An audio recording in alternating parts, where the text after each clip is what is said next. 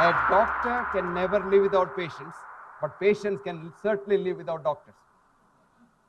This is the reason why we make it a sort of a business where we hide things which are obvious and try to project things which interest us and gets us money. Number two, most, mark my words now, most, if not all, that we have been doing has resulted in more misery to mankind than any benefit to mankind. I'm telling you this from inside the business. I'm looking at it. I've got out of the system and I'm looking into the system. And that's why now I'll give you a clinician's view of holistic concept in medicine. This is what I call as the wellness concept. You would be surprised. A professor of medicine in the United States of America asked one of his new residents, who is a patient? The answer was, a man or a woman who sees a doctor becomes a patient. And she asked the same intern, when does he become a man or a woman again? The answer was, rarely ever, if ever. This is what Dr. Larry Dossey was saying about predicting the future. If you are interested in physics of predicting the future in medicine, please read this article in the British Medical Journal. It's called Predicting the Unpredictable. Predicting the Unpredictable. This is written by a physicist who teaches physics in the Strathclyde University in Glasgow. His name is William Firth, F-I-R-T-H.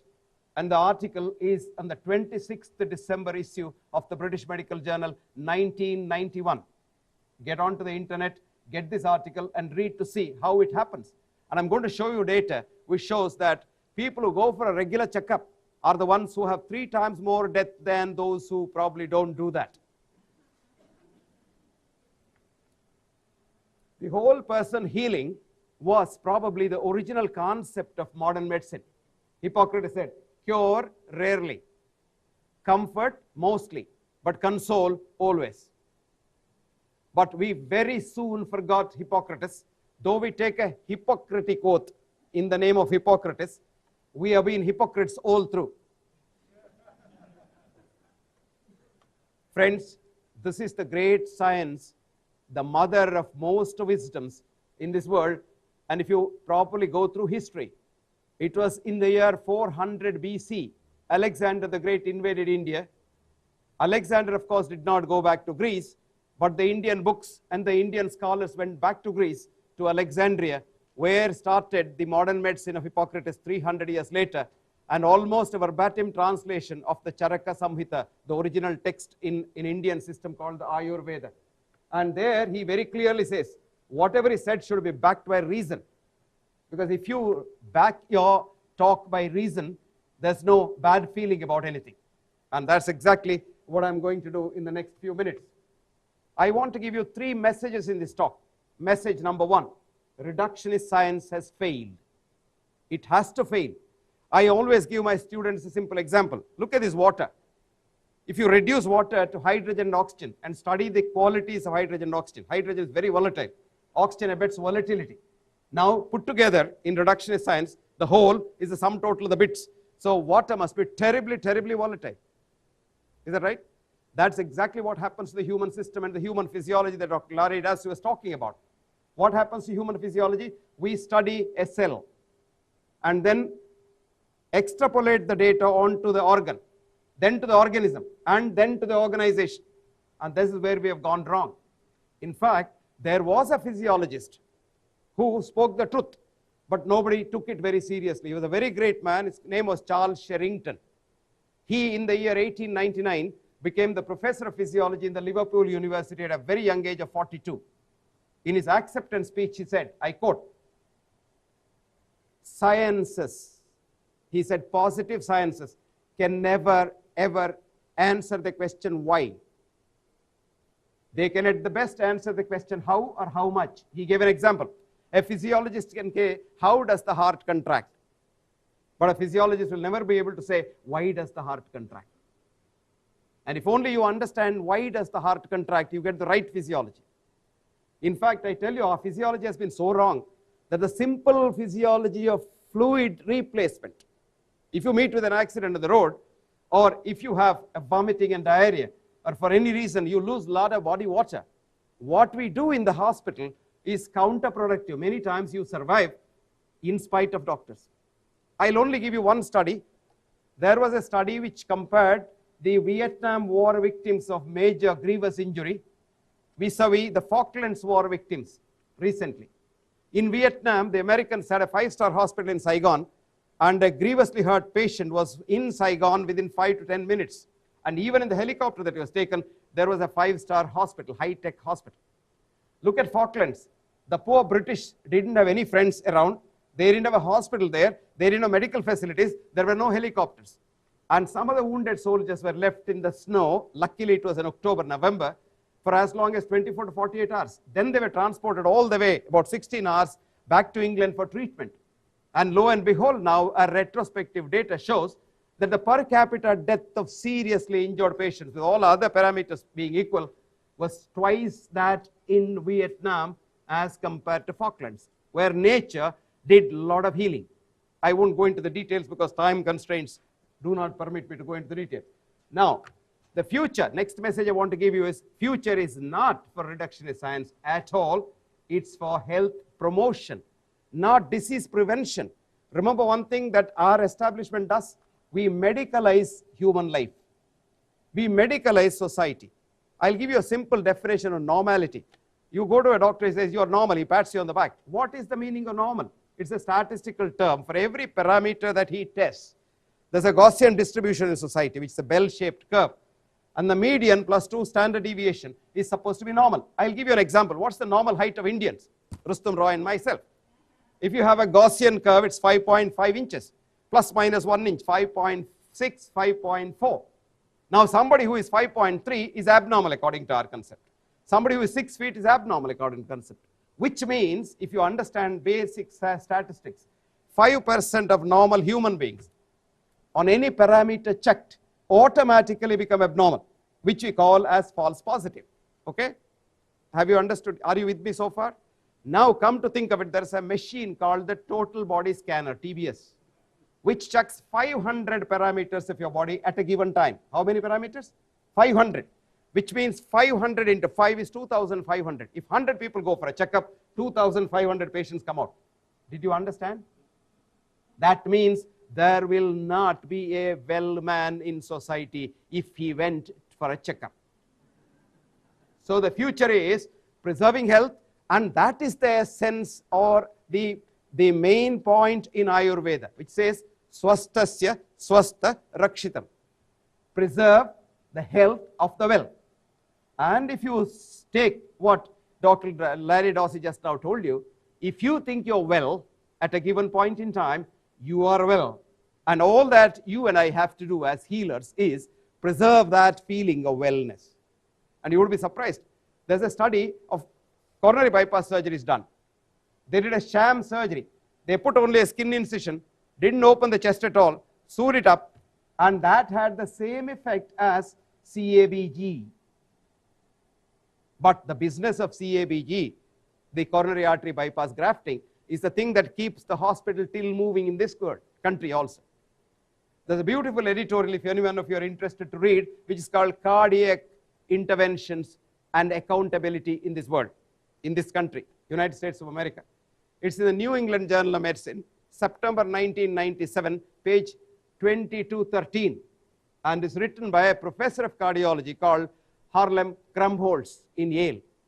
And I quote one sentence. He says, the cardiac interventions done in this country are done more for money, because cardiac interventions are the ones which get billions of dollars in cash, prestige, television interviews, status symbol for doctors, hospitals, and manufacturers of drugs and technology. This is why we do cardiac interventions. Some of you might be knowing that a hospital in this country has been closed by the police because they found that 84% of the bypass surgeries done there were done for money, and 16% only benefited the patients. And this is called the Tenet Hospital in Redding in California. The third thing is, the human body does not follow the linear laws. If your blood pressure today is high, and if I claim to lower it with a chemical poison that I give you, it does not mean as time evolves, it will be held like that for your good. You will be surprised to know catastrophic things happen. This is called the butterfly effect. Edward Lorenz, who propounded the original hypothesis for predicting the weather, found out weather predictions rarely ever, if ever, come correct.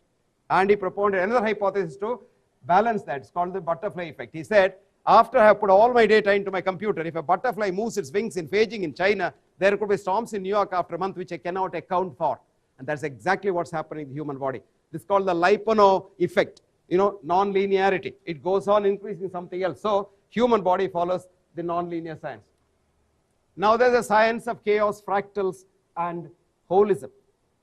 Nothing is integer in the human body. What is the heart? Is it a square? Is it a round? Is it oblong? Is it a triangle? No. But still we use the linear integer laws. We say the ejection fraction of the heart is 60% or 55%. Absolutely wrong. Ejection fraction can change depending on your mind. Did you know that? Where is the mind? Never mind. But the mind can change your ejection fraction. When you're very happy, your ejection fraction can be more. When you have tranquility, your heart rate comes down, ejection fraction goes up. When you're worried, if I told the patient, look, my God, your 4 vessels are blocked, you're not going to live long, ejection fraction goes down. And ejection fraction could go down so much that he may drop down dead. I'll give you a concrete example. We had a professor of radiotherapy, very eminent professor. He was 75, hale and healthy. His wife was bothering him. You haven't gone for a checkup. So he went to one of his old students who was a cardiologist. And the man said, he checked him up and said, oh, sir, you are fit as a fiddle at 75. You look like 25. But just let's have an ECG. So he lied down and the ECG came out. And as it was coming out, he saw, the cardiologist saw, I'll show you what ECG is. He saw that there was an old healed infarct, old healed heart attack, which the patient didn't know. So he told him, sir, you have had a heart attack, he said. He just said that. You had a heart attack, he said. And turned around, lo and behold, the old man had met his maker already in heaven. He died on the spot, just because he was told he had a heart attack. Now this is a concept of disease I have developed and published years ago. See, disease is not in the body. Disease is all over the place. It starts in the mind. The seed starts in the mind. It is aspected by your gene and it's nurtured by the cosmos, your environment. And what happens in the body, like your cholesterol or whatever you want to call it, is only a transitory thing. And disease ultimately is a culmination of all these things. And if you want recovery, if you want healing, not curing, I think Professor Roy referred to this. Cure, if you look at the Webster's dictionary, says bring back to the original state, which is impossible. Even if I have a common cold, millions of my nose cells have already died and replaced by fibrous tissue. I can't bring it back. But heal, I can make the person whole. And to make the person whole, you have to reverse the whole thing for recovery. You must go to the gene, the mind, the environment, and the body. And you may wonder, how do you go to the gene? Barbara McClintock showed that genes can be influenced even by external factors like your mind, by various other things, jumping gene hypothesis. And she got a Nobel Prize after 30 years when she was almost Alzheimer's. Now this is the concept of disease, and this is the great Indian system of Ayurveda. And this has been in existence, in the words of a British scholar in the 18th century, for times out of mind. That's Middle English. That means you can't imagine how long it was there. Many of you are told, or almost all of you must be thinking, smallpox vaccination started with Edward Jenner. Far from it. Edward Jenner did an anecdotal criminal thing. He had an errand boy in his shop called James Phipps, who was 13 years old, and one Thelma Russell, who was his patient, came and told him, Dr. Jenner, I won't get smallpox. He said, how are you so sure? I had cowpox. How are you so sure that if you have cowpox, you don't get smallpox? I'm absolutely certain. So what does he do? He asks her to get some cow lymph and injects it onto this boy without his knowledge. Lo and behold, James Phipps had a near fatal disease of cowpox. He just survived with the skin of his teeth. And what does Jenner do next? He wants to experiment. He gives him a live pus of a patient who died of smallpox the previous day. And the boy did not get smallpox. That's the anecdotal experience. But in 1747, there was a British doctor who was an FRS, fellow of the Royal Society, is like a Nobel Prize. And he was a fellow of the Royal College of London. He went over to India for 20 years to study prospectively the vaccination system in India. I'm not going into the details, but what he wrote to the president is, this is a system which is 90% effective in the vaccinated group, vis-a-vis 90% failure in the unvaccinated group. 90% of those unvaccinated died, 90% of those vaccinated survived. And this is a method which has been there, and it's authentic, and it's antiquity. So you can now recommend Jenner's method for general use, and that was in 1747. The yogic powers, I don't know how many of you have read this beautiful book. If you have not, please read it. It's called Occult Power, Occult Chemistry, Occult Chemistry, OCCULT Chemistry, written in 1920 by Annie Besant. Annie Besant was teaching physics in Oxford, and she had a boyfriend called Charles Leadbeater, who was also teaching physics. Both of them left that, went to India. Of course, Charles didn't marry Annie. Annie became an Indian. She started the Indian National Congress and the Theosophical Society. But they have written a book. They used to get into yogic stance and could foresee things. And you would be surprised, in this book, they have described the atomic structure of 9 elements from hydrogen to helium at a time when none of these known things were there, and they're absolutely accurate. This was written in 1920. Read that book now. Now look at this. This is the heart in our modern physiology. Now if you go back about 15,000 years ago, in Indian wisdom, there is a beautiful stanza which describes the heart, which says, the heart is like a lotus bud kept upside down, with the tip slightly to the left, between the 2nd rib and the 7th rib in the chest.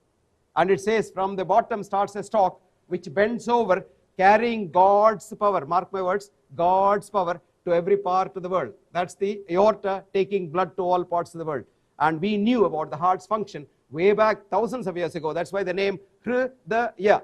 Hrit means you pump. Hrit means you suck. Da means you pump. So it said the heart pumps and sucks blood. This was written thousands of years ago. And what did modern medicine know? In the year 217 AD, 217 AD, Galen wrote, blood circulates from the liver. It comes to the liver, goes from the liver through the heart onto the body. For 1400 years, for 1400 years, every ass of a scientist agreed with him. It was only in 1628, a practicing doctor in London who saw a fire hydrant suddenly thought the heart must be the thing, and he went back and dissected a lot of animals and wrote De Motu Cordis in 1628, circulation from the heart. And he was to be killed. Exactly the 3 things. He said he was a heretic. He went against Galen. He is unscientific. So he ran under the cover of darkness to Germany for 1 year, hiding there, and came back after 1 year to present his thesis, hypothesis, and placed it on thesis in the king's approval. And in 1629, De Motu Cordis was accepted.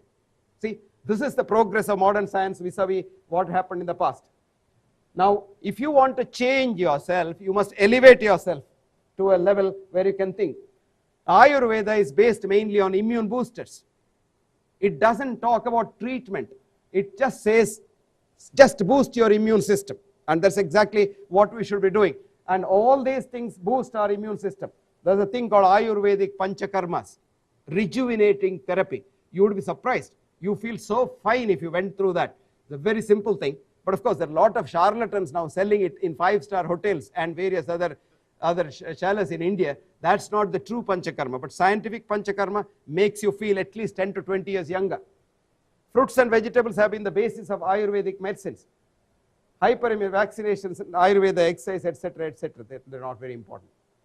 Now, in the human body, in the non-linear system, there are various rhythms that run the system. One is called the circadian rhythm. Circa is approximately 24 hours. Things that happen once in 24 hours. Like you sleep, you wake up, and various things happen, your hormone secretion, etc., etc. There are what are called ultradian rhythms that happen many times in a day. Like you piss maybe 4 or 5 times, maybe 10 times. You probably go to the toilet and pass motion maybe once. There are people who pass 5 times, both are normal. And these are all called ultradian rhythms. There's one rhythm which is beyond 24 hours. That's called the infradian rhythm. That happens in a woman who menstruates once in 28 days. Now all the rhythms which are circadian, ultradian are controlled by the dominant rhythm called breathing. This is the essence of prana ayama. Prana is breath or life. Ayama is movement. Prana ayama. So you can control all rhythms in the body which are circadian, including your hormone secretion, your heart, your breathing, everything, plus all the ultradian rhythms, but not the infradian rhythm. Because Ayurveda said, Kujendu Hetu Pratima Sartavam. Every month a woman menstruates once in 28 days because of the gravitational force of the moon. We laughed at it. We laughed at it. 2003, American Journal of Physiology says a beautiful study which showed that it's the gravitational pull of the moon that stimulates the cortical cells, which in turn go through the pineal body down to the gonads, and the woman menstruates. What a fascinating thing. That's why I once wrote, don't go against nature, because HRT, hormone replacement therapy, is terribly anti-nature. I wrote it 10 years ago, and hormone replacement therapy has killed more people, millions maybe, not more people. More people is not the right word. Oh my God. Now I'll show you how breathing changes your heart's function. Now this is the lungs on the sides. Now this is your ECG, right? If you look at the ECG, your doctor will say, oh, you're a normal ECG. Now if you look at that, there are a lot of parts where there is no electrical activity in the heart at all, which means you're dead. Then you can't have even a fraction of a second without electrical activity. If you want to really see your ECG, it looks something like this. This is the heart rate variability. What I have done in this study is, I put the heart rate in the x-axis and with a microsecond difference on the y-axis, your own heart rate. And if you go on breathing, you see your heart rate goes on moving. This is the healthy chaos of normal arrhythmia. Rhythmia is not health, arrhythmia is health. Now I'll show you another thing. Now this is lot of us have ectopic beats. You know, when you stand up to speak to an audience, you say I have butterflies in stomach. Butterflies are ectopic beats. And we doctors have been treating this with very poisonous drugs. They are not to be treated because it's still healthier. The chaos is still better. But look at this. Now this is dangerous. This is a patient whose heart rate does not vary at all with the breathing. And this patient died 3 hours after this was recorded. This was a patient with an extreme congestive cardiomyopathy of coronary artery disease.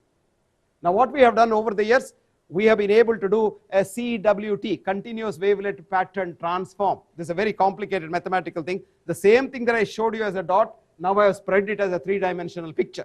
So if you can breathe into my computer, I can tell you whether every cell in your heart is working normally or not. When you have a chaos like that, you see that those blobs there, various color blobs, that means health. Now you see this is ectopic beat, there's still health at the back. Now see this is a kind of disease we call as sick sinus syndrome, a very healthy thing, nothing to worry. Now this is dangerous. Here there is rhythm. That irregularity has gone, regularity has come. This is a dangerous thing. This patient was seriously ill and didn't live long. Now we did it, pranayama studies on patients in a yoga institute in Bombay, and we found that all parameters of their heart's function improve with 4-vessel coronary artery disease, who were told in the hospital that without bypass surgery they'll die in 3 months. They're all alive 5 years later, and not only that, their hearts are absolutely normal now. So we did this study and followed it up and showed that it really works even with the conventional reductionist parameters. Now modern medicine has failed, and failed miserably. I will show you only a few things. The Institute of Medicine report in the United States of America said that the first cause of death in the United States of America is heart attack, second cancer, third doctors and hospitals, and fourth the adverse drug reactions of the drugs that doctors prescribe, fifth then stroke, and so on and so forth. And in this country with 250 million people, on an average 350,000 people die annually because of doctors' interventions and the drug interactions. Now the third thing, doctors went on strike in Israel a couple of years ago for 3 months. They were not working at all, and there were no private doctors in Israel. And then of course somebody brokered peace between the government and the doctors, and they came back, and when they came back, audit showed that death rate had fallen precipitously in every city during the strike period. Only to come up to its original level, overshoot it when they came back to work. And do you know who brokered peace? Can you guess? Morticians brokered peace. Their coffins were not sold at all. That's the truth. And the British Medical Journal has written a beautiful editorial. Doctors going on strike will definitely improve society's health. Now somebody said, okay, we have more doctors, there will be less problems. There is no link between the size of the doctors and the health of society. As a matter of fact, the largest number of doctors are in Italy. and the lowest is in Japan.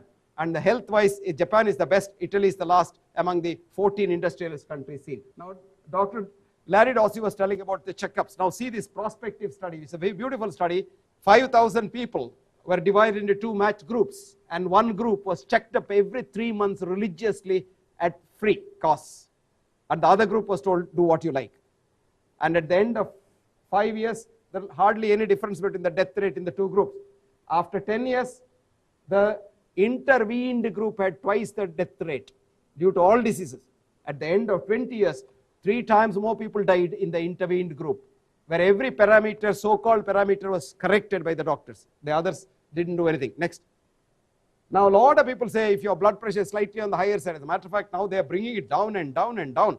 It was 160 by 110. It has come to now 110 by 75. And that's supposed to be the normal now. Now, look at that. For the first 3 years, nothing happens to you. Beyond that, beautifully treated people have 3 times more death and complications than people who have not taken drugs and compared to their normotensive cousins in society. Now, very new concept has come in. This is a very important thing which Dr. Dossey was talking about, the multiple sclerosis concept.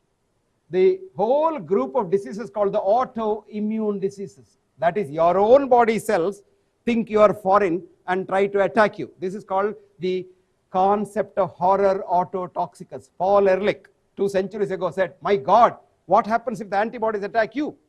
And now they think the antibodies attack you because you have the self and non-self concept.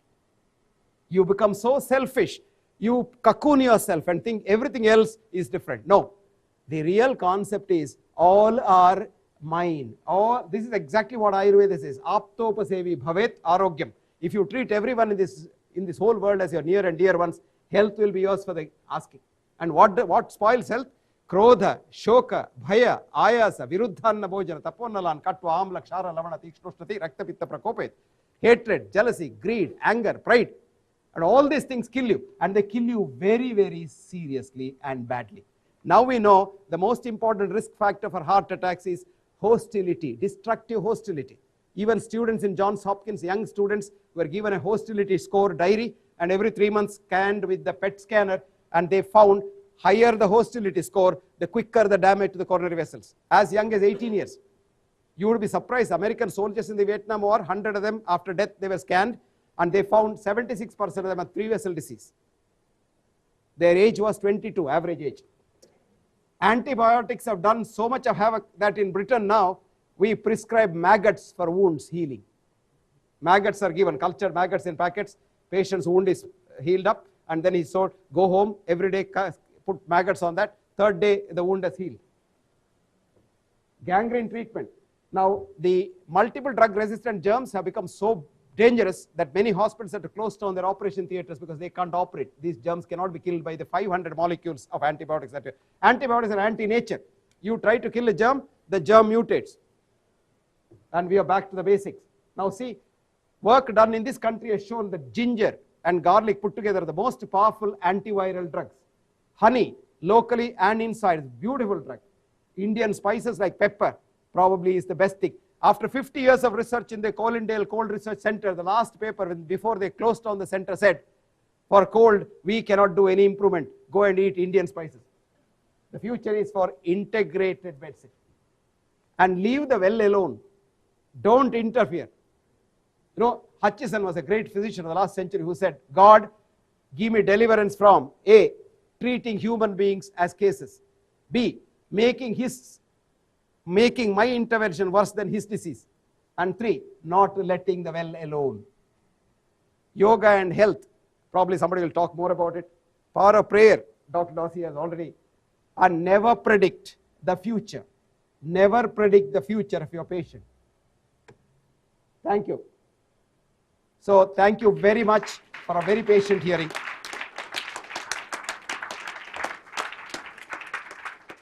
I think it's a $1 million question if I've understood the question well.